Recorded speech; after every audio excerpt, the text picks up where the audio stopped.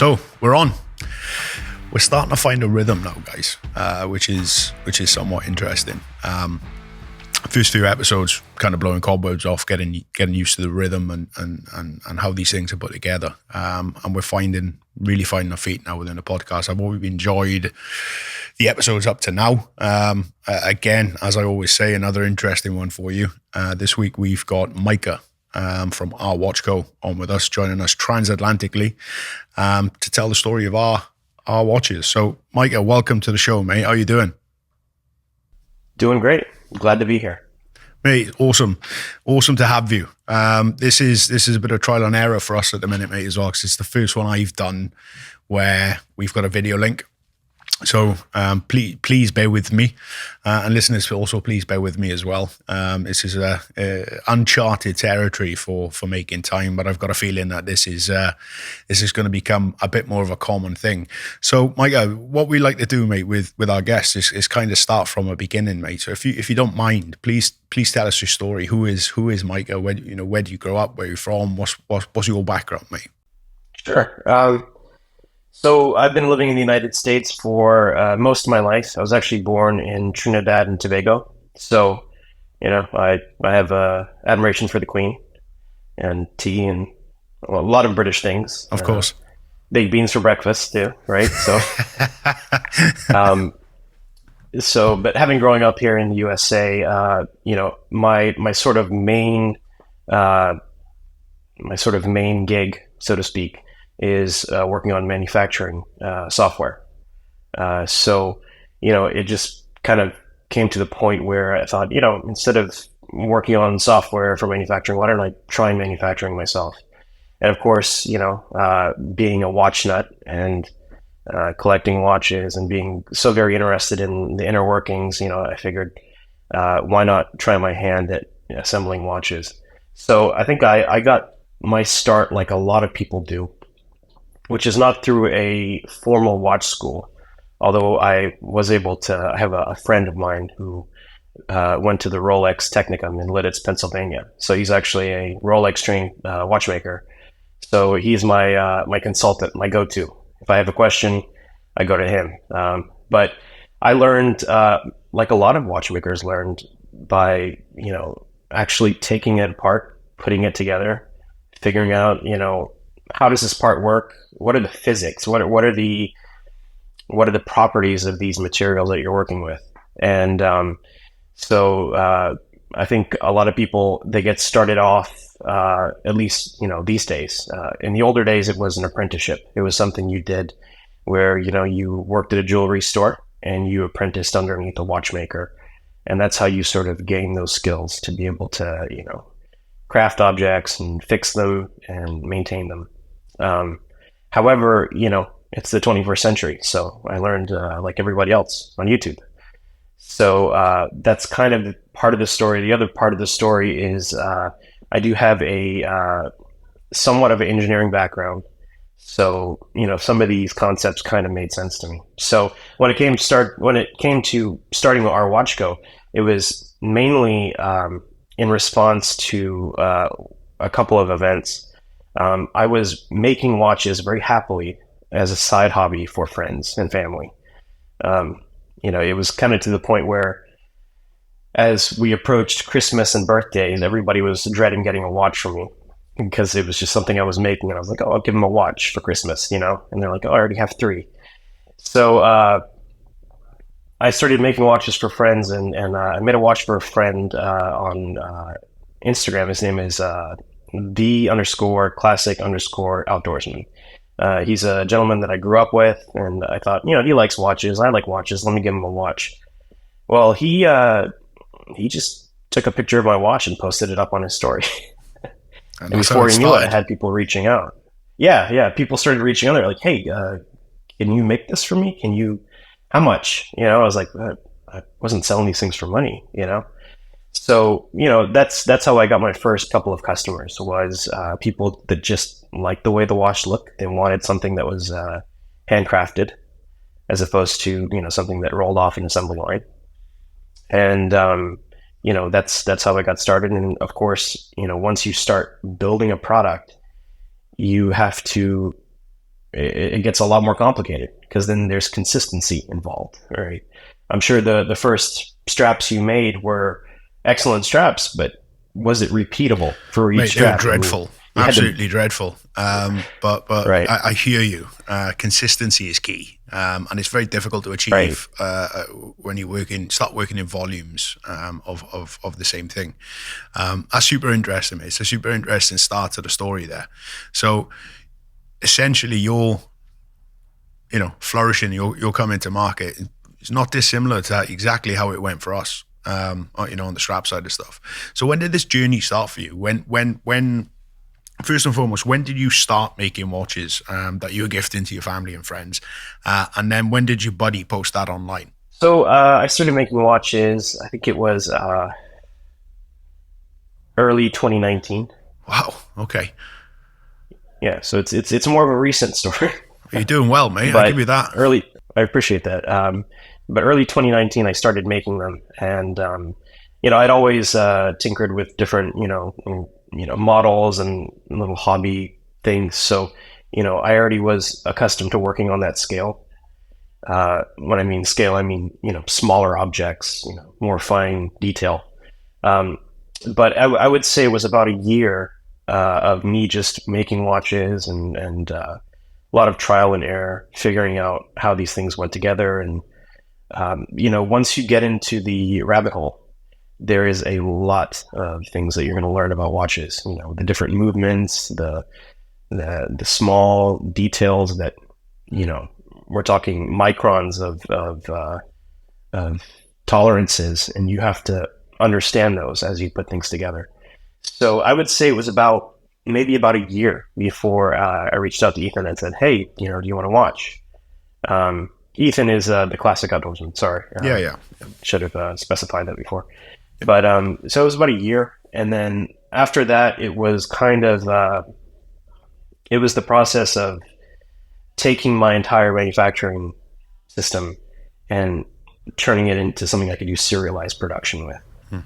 Because up until then, it was me working on one watch at a time, and every watch could be perfect, because I could spend 3 or 4 hours just on one watch and be able to do that. But when there comes scale, then you have to take that burden off of yourself, and you have to make your entire process efficient.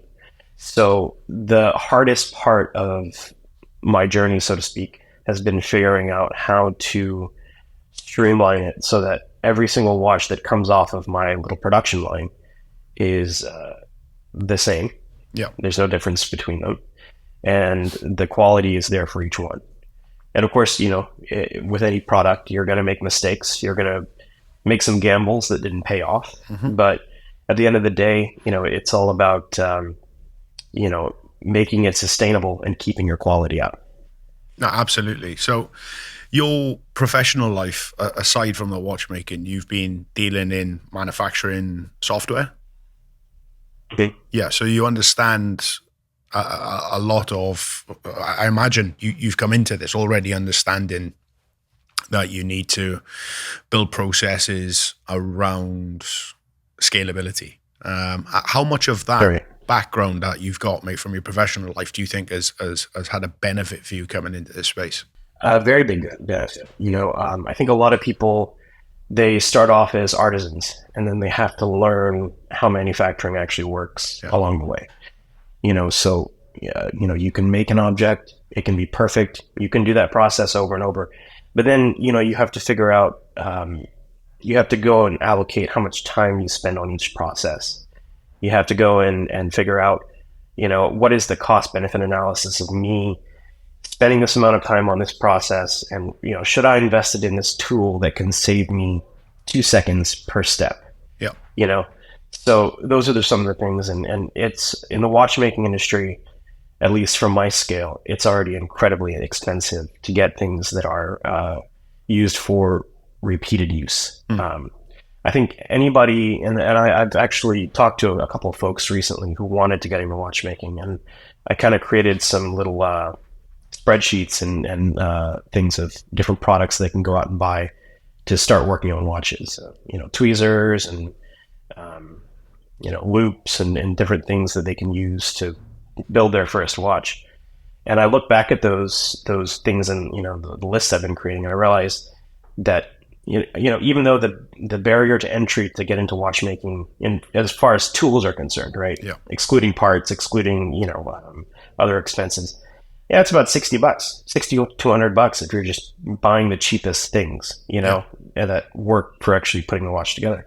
But then you have to put together 200 watches, and that one tool won't survive 5 watches. Absolutely. So then you've got to spend, you've got to go find people, companies that make things that can handle that rate of production. And oftentimes you have to innovate. You have to go outside of your industry. So a lot of my tools are actually not watchmaking tools. They're from the high-end, high-precision electronics manufacturing industry.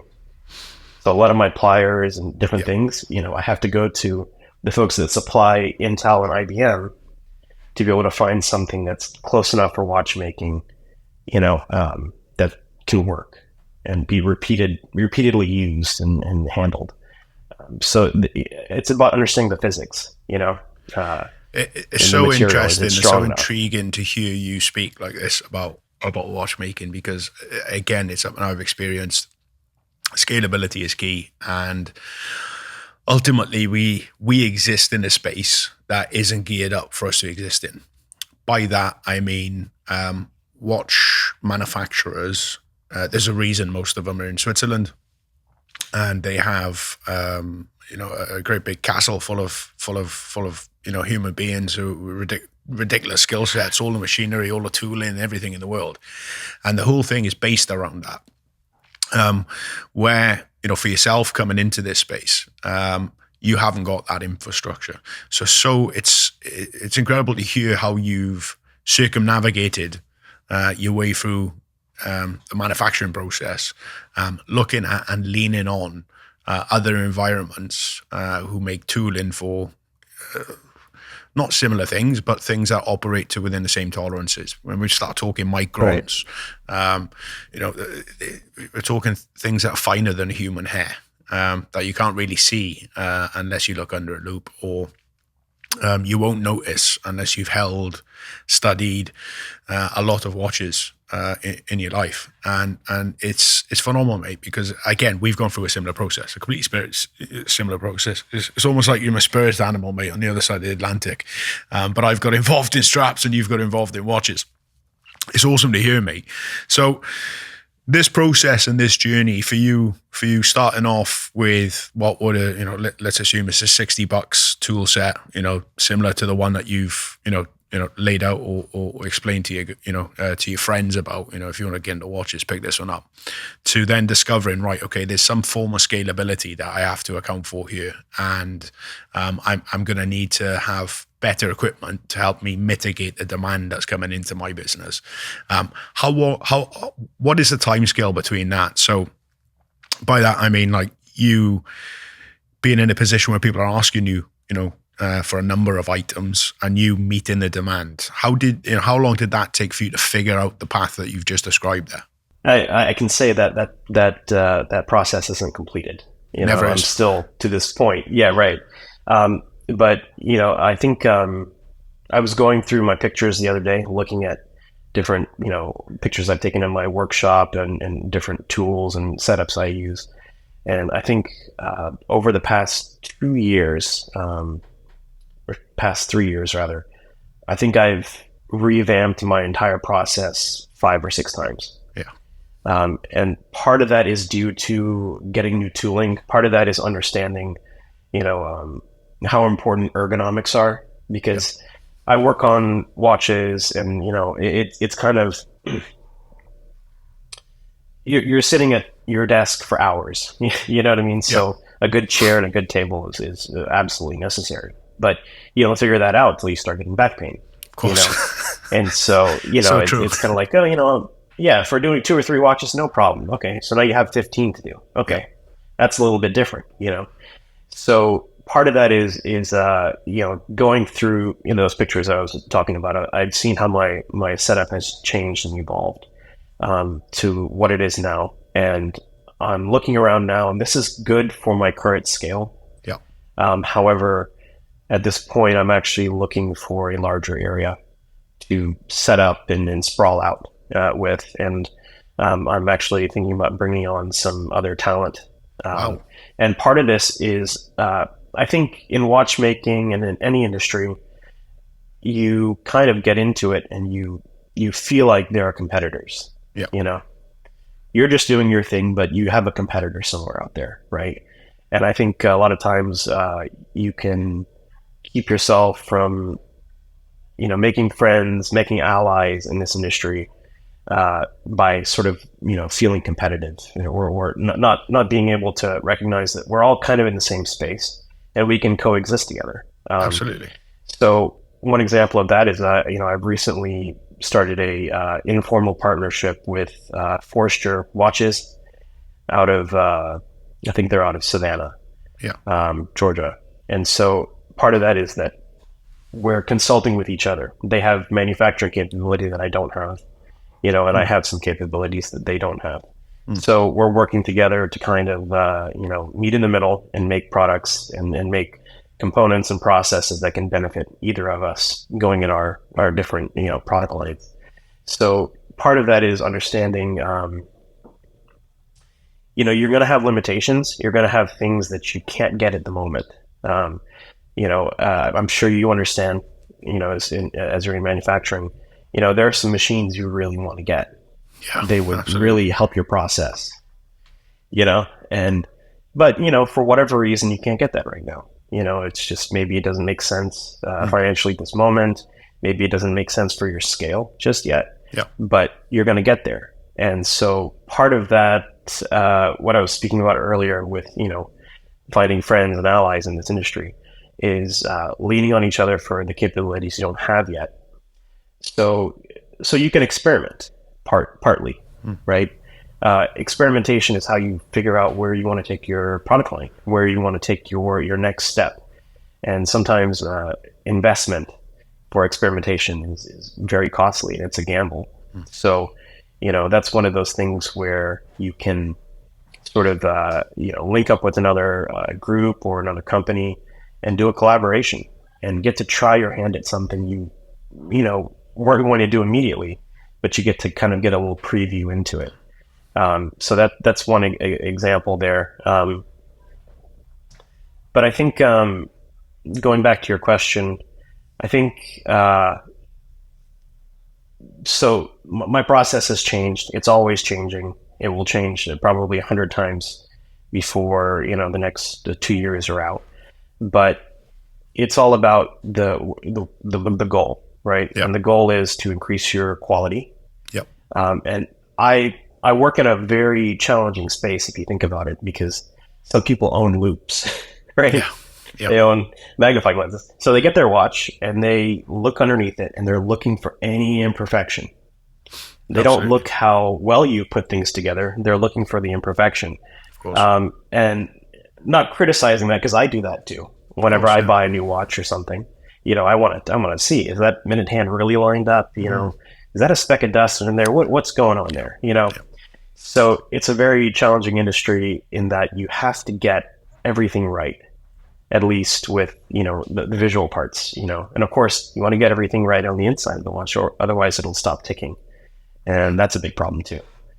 So my process always changing.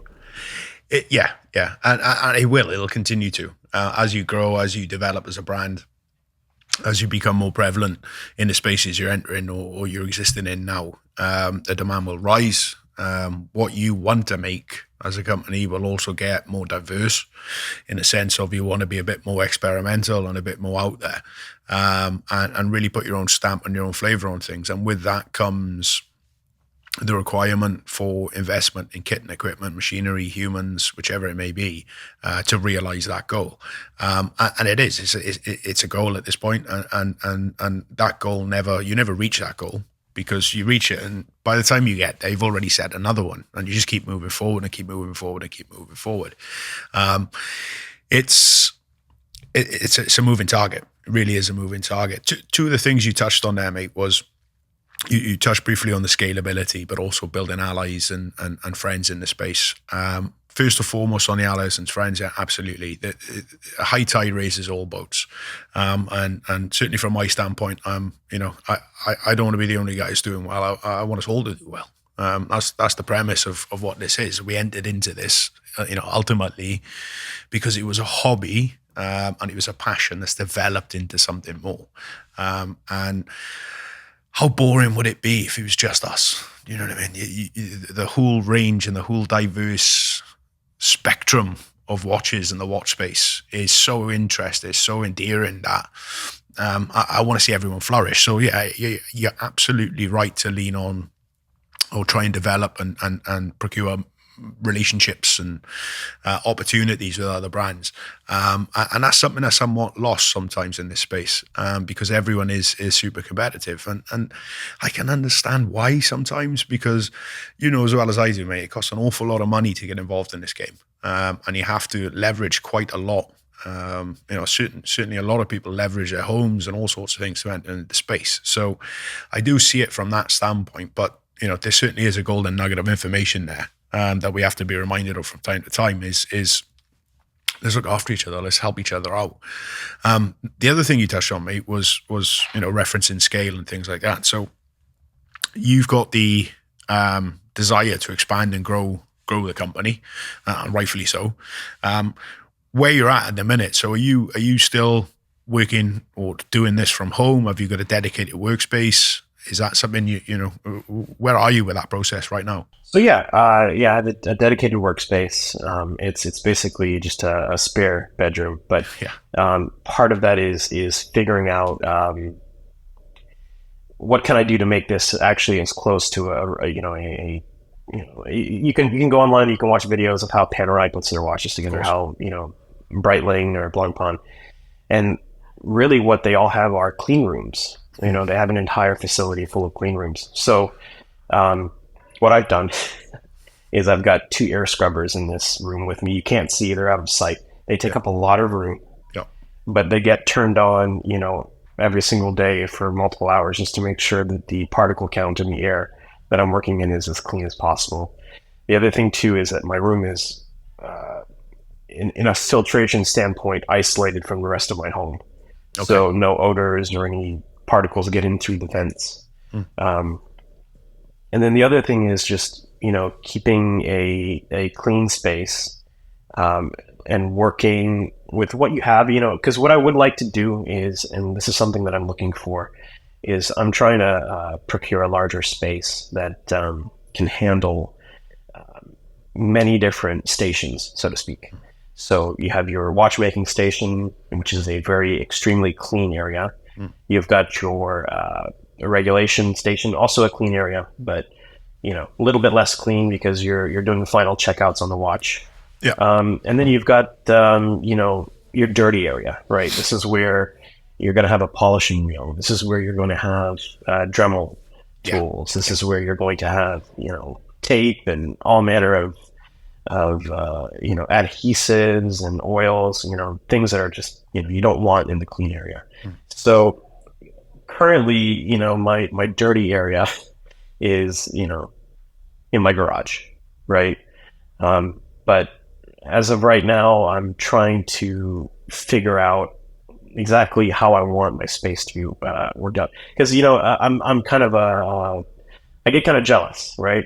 I look at videos of like Bremont, right? They have a beautiful factory. Have you ever seen the I've never been there in person, mate, but yeah, I'm very aware of what they've built down on Henley on Thames.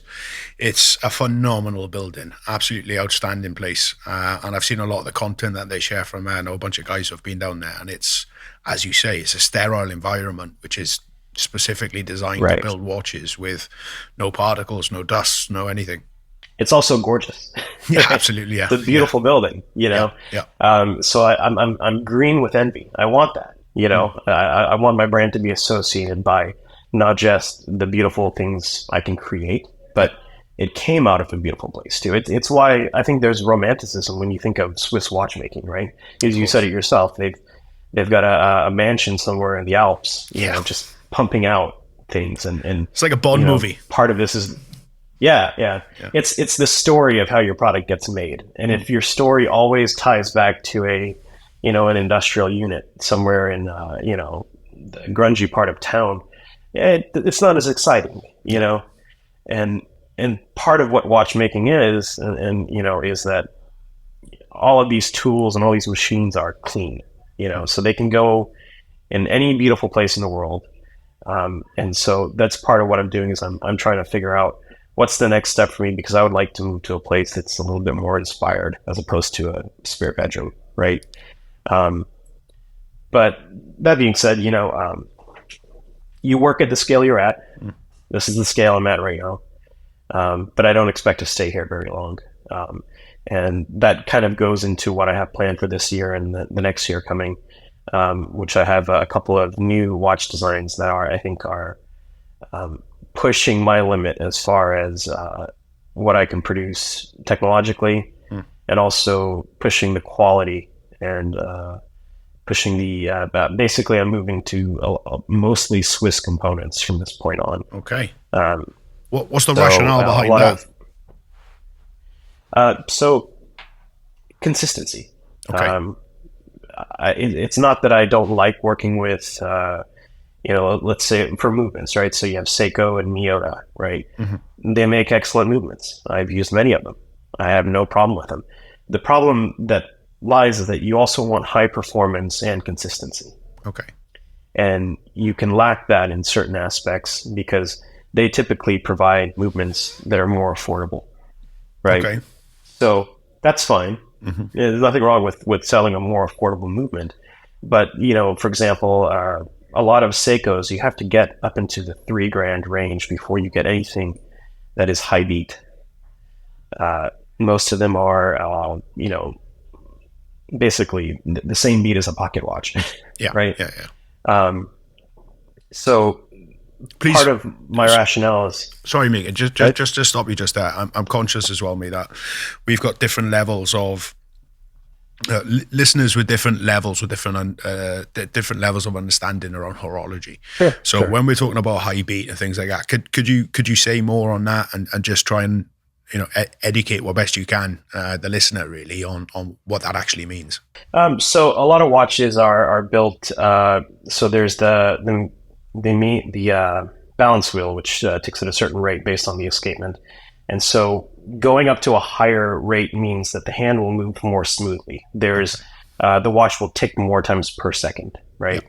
So a typical Seiko NH35, which are some movements I use currently, they beat around, I think, 6 times per second. But when you move up to a higher beat, it's 8 times per second. And that's kind of the industry standard as far as Swiss watchmaking goes, right? Yeah. So Rolex is a high beat. And this is how Seiko, we obtain the sweep. Right. Yeah. Right.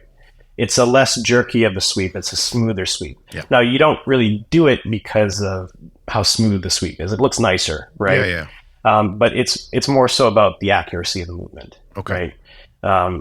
When you subdivide a minute into finer points, you can dial it in closer.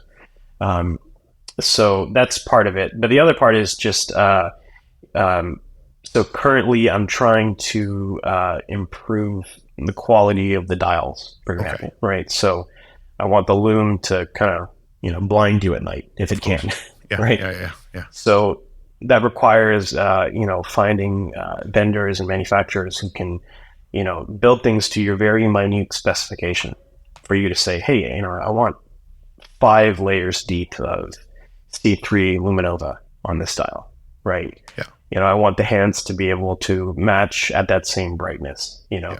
So those are things that I would like to build in-house, things like dials and hands, but that's where you run into the issue of having the need for machinery that, currently blows the operating budget on its head. Right. When you start talking and looking at exceptionally expensive machinery at that point, you're going to see CNC equipment, water jets, all sorts of weird and wonderful things that allow you to fabricate, things at that level and that scale and with that level of consistency. So that's a big jump, a huge jump, but awesome to hear that that it's built within your plan to reach that. Right. At what point, talking to you, mate, on this podcast, it's fairly clear for me to see that you are you've approached this from a very well thought out, well structured, technological standpoint. You've looked at what you're trying to achieve. You understand what kit and equipment is out there in the marketplace that will allow you, afford you to make the very best products you can possibly make. I'd assume, and we should never assume, because it makes an ass of you and me, something I was taught when I was a kid, but I would assume that you've got this set out in a plan already. You've got gates that you want to hit over a certain period of time, and you know at what point, in this business's life that you are going to be in a position, God willing, everything goes well, you're going to be in a position to reach these goals. What is that time frame, and what does that time scale look like for you? So, so there's a plan, right? I knew there would be. There is a plan, Yeah. But also in this industry, you have to pivot really hard sometimes too. Yeah. So it's all about being flexible and being like, okay, well, this is the plan. I'm on track to achieve it, but also this idea came up, and this is a really good idea. Maybe I should include this idea in the plan. So the plan, basically, at currently, is to I have 2 watches that I want to launch this year. That everything is decided about them. I have a dial for them. I have a case for them. I have the movement. I have of course, as you know, there's a marketing. How to get the message out about this product, get it to the people who want it, right? There are people out there who this product is designed for, and they need to find it, Yep. So that's kind of the boring part, but it's the boring part for me because I'm a very technical person. I'm not really on the, I try my best at social media because it is a one-man show for the most part, but, I try my head at social media and different things like that, and it's a little bit difficult, but to understand that it's all about honesty, right? You're telling people about this product. And when they get it in their hand, they get to figure out whether you were telling the truth or not. Of course. So it's all about providing them the actual truth of what they're getting, but also letting them know, hey, this is for your lifestyle. This is who you want to be. Some of it's aspirational. There's a lot of people out there walking around with your Sean Connery Bond, strap, right? Yeah. None of them are in the MI6. Of course, yeah. Well, I mean, maybe a couple. Maybe a couple are in the MI6.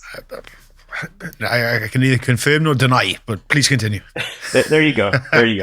But it's an aspirational thing. It's this is who I identify with. I like James Bond. I like Sean Connery. I want to imagine that. I'm sneaking off and on a supervillain's yacht, about to take him down. Of course. So part of that is there's the marketing aspect of it, and that's part of the plan. Because in this industry, something that I'm trying to get away from is product drops, where you build up hype for a product and then you release it, and that's fine. I won't criticize anybody who does that. But to me, it's a little bit you're building up hype about exclusivity. Yeah, I want to build up hype about the actual product. Okay. I want people to get excited about, not that there's only going to be 100 of these available and maybe I can get it and flip it, right? But also, there's only 100 of these maybe available, but I really want it because it tells my story. Yeah, it's who I want to be with this watch, right? I'm not an aviator. I've only gotten 2 hours flight time as part of a little package deal my wife got for me, but I've got a lot of aviation watches. It's because that's how I see myself. I want to see myself as a pilot. I want to be Tom Cruise in Top Gun, right? Of course, yeah. So that's part of it, and the other part of it is as far as like a plan going forward, is to understand that you can keep your current plan, and you can make sort of breakaway timelines off of that plan, right? So, for example, I'm coming out with a field watch design, okay, right? That's currently in the plan. And it's going to be marketed. It's more of a vintage style field watch with modest proportions, Swiss movement, and it's going to be kind of aimed at people who have they romanticize the lifestyle of being a safari hunter, in the 1930s. Yeah, kind of this international man of leisure Yes. and adventure, right? Yeah. So part of that is, I'm working with a couple of other organizations, to figure out, okay, so I have this watch I'm making. I'd like to collaborate with you, Yeah. I'd like to make this, take this piece and repurpose it for your purposes so that we can, achieve something together. One of those are, there are several conservation companies that are doing good work for, anti-poaching or protecting rivers or different things like that.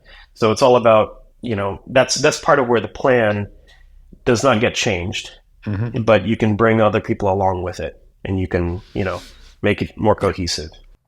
Yeah, you can incorporate that into what you're doing, and that's where it gets really interesting, me as well. I mean, ultimately, we're in a space where details matter, and they really do, down to the minuteness of scale. But when you start delving into the human element of what you're doing and why you're doing it, and what the end user is going to be, and how it's going to have a positive impact in their world, that's where, for me, it gets really interesting. I love the stories. That's how watches draw me in. It's the stories behind them. You've touched on it already, talking about the aviation pieces. You want to be Tom Cruise.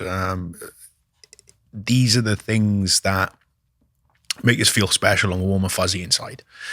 So I totally understand what you're saying there. And if you've got the opportunity to work with conservation groups and things like that, get it done. But the other side of it is, there's probably few environments that are going to push that product as hard as they will, just in day-to-day wear. And I think the key element of that is trying to get those out to those while you're in the prototyping phase and the prototyping process, because ultimately, if they can survive in those austere environments, the end user or the consumer is going to have a far better product anyway, because it's gone through its teething process in what is a difficult environment. Sure. Yeah. So that's part of the plan. Right. Okay. Yeah. You want to create some, prototypes, and you want to work with, you want to get feedback, right? You give these products out, and you want to work through those possible issues. We did that a little bit for the Frogman straps that were designed with Dave Hall, and some other folks too. And we got input from Commando Bond, off of Instagram. It's good. We had some input Shout out to him. Excellent guy. Yeah. We also had a little bit of input from Watches of Espionage and Movements of Action. Yeah. So that's part of it. Is one thing that I think kind of sets us apart from some other brands out there is that I love history. Yes. Right. I'm the type of person, you go on my Netflix account right now, you're going to see a bunch of documentaries up there, about different time periods and stuff. And so it's all about telling a historical story. And the Frogman strap is a perfect example of that. Please tell us that story, mate, because that appeared in front of me on Instagram originally, and I saw it and I was like, wow, look at this is insane. And the way that was presented through yourselves and Dave, with actual images of these guys wearing them in the field, was just phenomenal, absolutely phenomenal. I must admit, I was a little bit jealous. I thought, right, we've missed an opportunity here as a strap company, but I was so pleased to see you guys doing it and grabbing it and moving forward with it. So please tell us that story. How did that happen? How did that come about? Sure. So this actually started for me a few years ago. Hodinkee had done an interview of Moki Martin. Okay. He was a Green Beret, I think a Navy SEAL. Maybe he was a Green Beret. It's been a while since I've seen the videos, but he served in Vietnam. He was very decorated, and he was talking about his watch collection, which to me is fantastic. I love to hear people talk about how this piece served them for this part of their life. And I just happened to notice that he was wearing a strap that had little snaps on it. And I thought, that's odd. So, like most people in this space, I spend way too much money on straps. This is good for you, for sure. Absolutely. But I have an entire I have an entire drawer just full of straps and, different brands and materials and leathers and different things like that. Yeah. So I thought, this guy's he's the real deal. I want the strap that he has. Of course. Let me go find it. So of course I did a Google search. I found nothing. Yeah. I went to every single, watch strap website. I looked it up. I said, Vietnam era Navy SEAL strap. And all I got were NATO's or a lot of things for like a G-Shock Frogman, watch or something. So I didn't really understand that. So I started talking to my friend Ethan, and he'd also seen that clip, and he was also interested in the strap. And we started talking about how these early Navy SEALs and Green Berets actually operated. Yeah, a lot of times they didn't have the specific equipment they needed for the job. They were thrown in country to do a mission, and a lot of times they didn't have what worked. This is why the Seiko Mac V SOG watch is so popular, which is a version of a Seiko 5 that early Navy SEALs were going out and buying from stores because the watches they were issued couldn't handle jungle warfare. Of course, yeah. So they were just going into town, or near a PX, and they were buying a Seiko 5. Yeah, and that's why that watch is famous, right? And so basically a lot of these early, special forces teams and stuff, they had to make their own equipment. Yeah. They wanted to mount a flashlight to their gun. Well, they didn't have a nice, tidy Picatinny rail to just screw down, right? They had to go get, something from their equivalent of Home Depot Duct to tape. make that happen. Right. Duct tape. Yeah. We call that improvising, adapting, and overcoming, mate. That's right. Yeah. That's the term we've coined for that: improvise, adapt, and overcome. And you're exactly right. They had to do the same thing with the watches. But please continue. Yeah. Sure. So basically, the Frogman strap, as we call it, is a combination of two things. It's a combination of a compass strap, right? Because they were issued wrist compasses, and they came on a nylon, a single pass, what you would call RAF nylon. Yes. Right. It has a cloth loop instead of keepers. So a compass strap, and so they would put their watches on that anyway, because I think it was actually thinner and a little bit more ergonomic than a standard NATO strap, being single pass, and combine that with just a leather cover on top. And the idea is, and if you think about it, all the watches at that time had acrylic lenses. Yeah. Well, I don't know about you, but if you're crawling through the dirt, you're going to end up with a lens that's nearly unreadable at the end of it. Yeah. So having a cover for that makes sense to be able to, protect your watch. When you need it, you just unsnap it, check the time, and, go back. So this was something that was made, we think, by Navy SEALs in the field. They would go down, their PX or just in town, wherever they were, in Vietnam. Yeah. And they would go out and buy leather and snaps, and they just made it happen. So that's why there is no product. There is no, NATO code for this product. Of course, yeah. Because it's never been allocated in any sense. What we do have in the military as well, mate, and it's the same for the US, but in the UK, we call them survival equipment specialists or experts or whichever, and that's a trade craft. It's a role within the military, and what these guys are there to do is maintain safety equipment, protective equipment, survival equipment, etc. That can range from parachutes to life rafts, life jackets, and these guys are taught. Part of their trade in the military, they are taught how to use sewing machines. They are taught how to manufacture things and make things and maintain equipment. So this skill set does exist and has really always existed in militaries around the world. So that story absolutely sounds not only like it's how it went down. It's almost guaranteed that's how it went down, because this skill set did exist, particularly if we're talking Navy SEALs.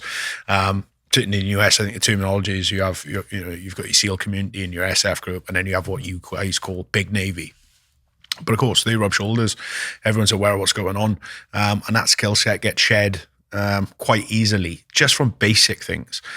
For example, you get awarded something, and that allows you to qualify with a new badge. If most people in the military can sew a little bit, but not to a high standard. Typically, there's a guy there that has the kit and equipment to do that, and you take care of him, whether that's a 6-pack of beer or a packet of biscuits, as we would call them, or cookies. That buys you a lot. So yeah, it totally makes sense. Why would that not have happened? The guys 100% would have adapted their own equipment to suit the environment that they're in. And we see that now. That still happens now. People adapt their own equipment to suit the environment they're in, to suit their style or their ergonomic style, where things are easier for them. You look at chest rigs on guys. Different people will have different setups, things placed in different places because that's where they want it to be. So yeah, 100%. It would have been exactly the same in that period. And because of that, there's no NSN, there's no NATO stock number associated with that, because the guys have just created it in the field because it's fit for purpose for the task at hand. Yeah, and the other thing too is that during the development of the product, like we were talking to Dave Hall and some other folks, and he had seen an example. Yeah, I don't think he ever used an example, but he had seen one from one of his friends, and so we had some pictures of the original. Wow, of a real original strap. Yeah, cover included. Now, part of this is that it's a leather cover. Yeah, these folks were amphibious. They were in the water. Yeah. They were out of the water. Leather typically doesn't play well with water. So it's only waterproof when it's still on the cow, mate. Right. Yeah. So basically, a lot of those leather covers did not survive. Yeah. So we had to kind of go on, secondhand testimony, like, it was a leather cover. It was of this, approximate thickness. Yeah. And then we had to do the rest to figure out, okay, well, how do we actually make that? Yeah. So I work with Douglas Leather Company, which is actually run by the Classic Outdoorsman, and he produces those leather covers for me right here in Georgia. Amazing. So we make it all here, and when you do buy one, you get you get the strap, and you get like a little blurb that we've printed out that you can kind of read a little bit about the history of what you're wearing. So it is a historical piece. This is not something I think. And actually, there are some service members that I know who are using this, in the field. But it is something that I think, if you wanted to make a modern version, I would love to see a Zulu Alpha version of the Frogman strap. Definitely. I mean, we when this story was being told and these images were being shared, I love a puzzle, mate. Do you know what I mean? So naturally, I've got kit and equipment that allows me to fabricate and manufacture things like this comparatively in relative ease, because that is our core business. So when it started cropping up, I thought, well, I've got to figure this out. I want to have a look at it. So I made one. And then I looked at it, and I think we even posted on it. And then I got wind that you guys are doing stuff with Dave. And I was completely oblivious to that at the time. But I was pointing in your direction. I checked it out and I was like, you know what? There's a charm to what you guys are doing because it's historically accurate. That's what this is. That's what it's meant to be. That's what it should be. As much as I'd love to do a modernization, mate, and I think we could do it, and we could do it well, I kind of don't want to because I enjoy what you do. Does that make sense? Like, sure. I appreciate that, and we're very, that's what I was going on about earlier. Yeah. Like working with other people in this space. Yeah. There's room for everybody. You guys have done it right. I mean, certainly there's no more value I can add to that. So why bother? Do you know what I mean? You guys have done it right. I don't know. I don't know. I think. Well, here's the thing, right? Like we're a company that makes basically historical pieces for the most part. Of course. Right. The Mill Sub, the Riverine, which is based on, say, the Captain Willard, and the watches that we're coming out with this year are going to be more historically based. Yeah. Right. But, there's actually a company out there that makes watch covers. I don't know if you've seen them, but they make these kind of interesting watch covers that you just slide on over. There's a few out there, mate, that do various things. There's some guys are doing them out of leather. It almost looks like a reverse bun strap. Some guys are doing them out of fabric. Again, that's just been cut more or less like a Cordura. That's had slices put into it that can be used in a similar fashion. I've had this conversation with a bunch of people, mate, who serve in and ex-military. And I'm trying to figure out or establish where this would fit in a modern warfighter's kit and equipment, and what the benefit to it would be. And whilst there are a plethora of uses for it, it's certainly in my research and my understanding, it's not going to be a widely required product. I've always looked at it in the sense of this is special because of the time it was in. As you say, the guys were cutting around their acrylic, crystals, more or less. I don't know if is it still a crystal if it's made of acrylic? They call it a crystal. They call it a crystal. I don't know. So the glass on their watch was not glass. It was acrylic. And as you said, rolling around, in an amphibious, kinetic environment, that will absolutely hammer acrylic. So this, for that time period, made absolutely complete sense. That coupled with the opportunity to maintain some light discipline with it, although I don't think that was the main purpose. I think it was exactly what you've alluded to there. It had its place in time. Nowadays, warfighting has changed. The kinetic sphere has changed. Our wars are conducted have changed. And for me, I don't see how we would fit in a modern world. I'm sure you can find ways to make it fit in, but it's not something that's needed or required. But that also adds to its charm. Perhaps I'm using charm in the wrong way there. I don't want it to sound like I'm taking anything away from it. I mean, it's got character, deep character and rich history because it was fit for purpose for the time it was being used, and that lends so much to that story. And for me, I picked up a mill sub from you, and I must admit, mate, it's awesome. I absolutely adore it. It's arrived, and I can envisage this watch on one of your straps, and as you said earlier, feel like Tom Cruise in the jet, or I can feel like, I feel connected to that period in history, to that point in time. Sure. And it's almost like a black hole, mate. You can just go there in your mind for a minute or two and just try and understand and process what was going on and what that kind of environment was. And again, I kind of love it for what it is, and down to the fact of the type of fabric you guys have used, how you've manufactured that strap in the sense of what hardware you've used, the thickness of the hardware, the way that the metal's been manipulated on the buckle, the fact you've gone with an RAF strap, the fact it's the length it is, the holes are cut in the way they are. There's so much attention to detail there that I really appreciate as a strap maker. That I kind of don't want to mess with it. Does that make sense? Yeah, sure. I won't force the issue. But, of course, I'm sorry, mate. I told you I spend way too much money on watch straps. Of course, I'm always looking for other ways to spend some more money. So if you ever mate. make one, just let me know, and mate, my wallet will be ready. The one I've got, I'll send out to you, mate. You can have it. You can have a little play with it. And perhaps we'll trade. I'll trade you one. One of mine for one of yours. Okay. And that's just for us. But again, high tide raises all boats. I want to see everyone do well. For me, that's exactly what it's meant to be. If you're looking for that type of strap, please head over to these guys and check out what they're doing, because they're doing it exceptionally well. It's period correct. It's exactly as it should be. And you've got my complete support in what you're doing there, mate. It's awesome to see. Certainly, very appreciated, and I appreciate what you guys do too. I mean, I've shown my appreciation a couple times, mate. Yeah, I've got the 2 Alpha Watches espionage version here. Oh, nice. So, nice. Which one is it?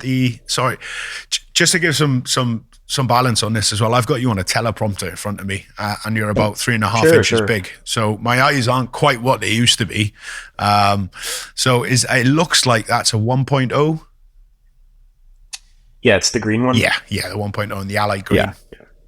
Awesome strap. Right. Absolutely awesome strap. And again, we build these relationships with other people in the space who are built around the same interests and methodology we are, and great things happen. That strap's a prime example.